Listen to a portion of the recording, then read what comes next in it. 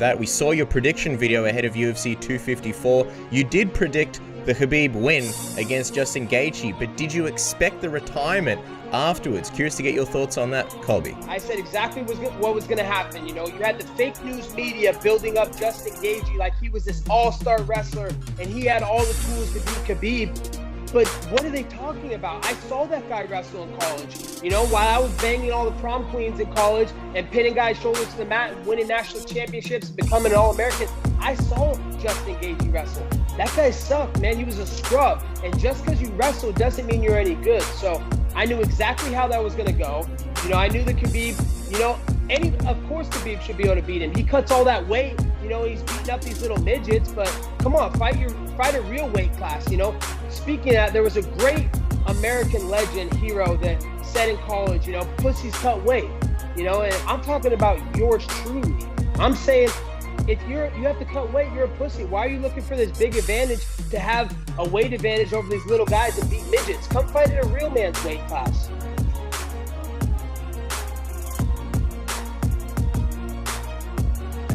I think that Jon Jones is the GOAT. I think that right now, Khabib is the pound for pound #1 fighter in the world. If we look at their last 3 fights, or the last 5 fights, I think that Khabib has tougher fights there, which kind of sucks because I'm on Jon Jones' list. But Jon Jones had all decisions. Arguably, he lost 2 of those. Khabib has 3 finishes over the 3 toughest, baddest motherfuckers on the planet. I just think pound for pound is a recency bias thing. I think that right now it's Khabib. I think that the GOAT talk is a kind of a culmination of the entire career. I think hands down, that's Jon Jones. I don't think there's any questions there. I get why Jon's mad. I absolutely get why he's mad. Khabib asked for the pound for pound ranking. That's what he wanted. Jon is making an argument for the greatest of all time. They're talking about 2 completely different things, and I don't think Jon looks at, he just wants the #1 everything.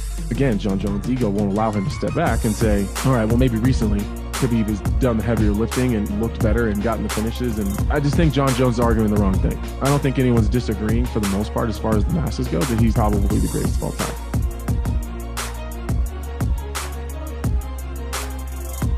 Obviously, we know Conor McGregor's been talking about going back to the UFC. And the interesting thing is, initially, I don't know what's going to happen now that Khabib's retired, but initially, he said he wanted to come back at 170.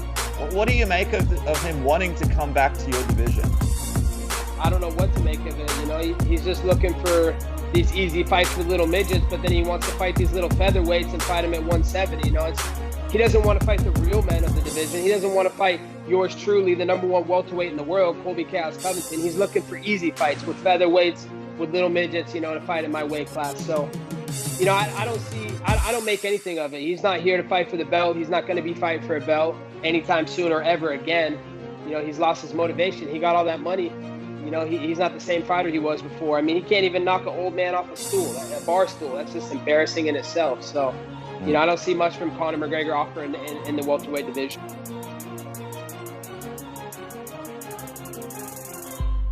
Morning, boys and girls. I remember right now is a crazy time for me. Vacant lightweight title picture just changed. Everybody's talking about me, Conor, Poirier, Ferguson, Gaethje. But none of that stuff matters because the talk doesn't matter. The work still needs to be put in. What's going on behind the scenes is what's most important. Being prepared for when that call comes. Being prepared for when your name gets pulled out of the hat. Being prepared for when you get asked the question, are you willing and able and ready and prepared to say yes. Take steps every single day. Make sure you're prepared. Because the talk don't matter. The headlines don't matter. The news stories don't matter. The opinions don't matter.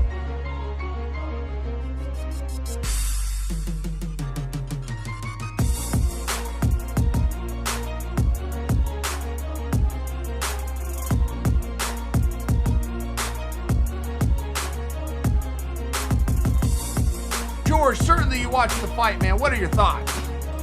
It was a masterful performance. I mean, what a great way to finish.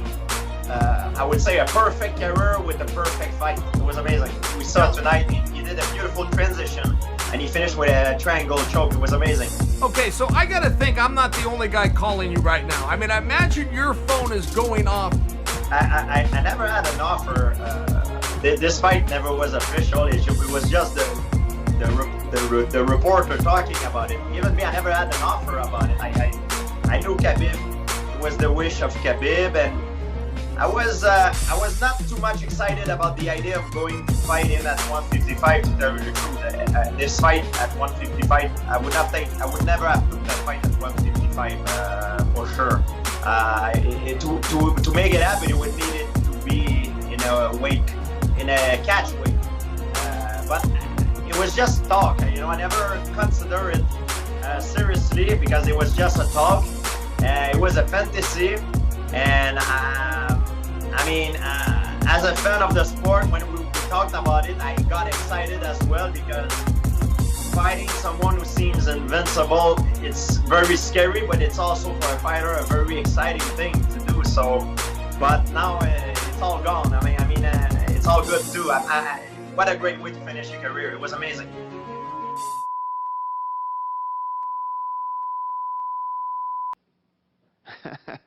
I don't give a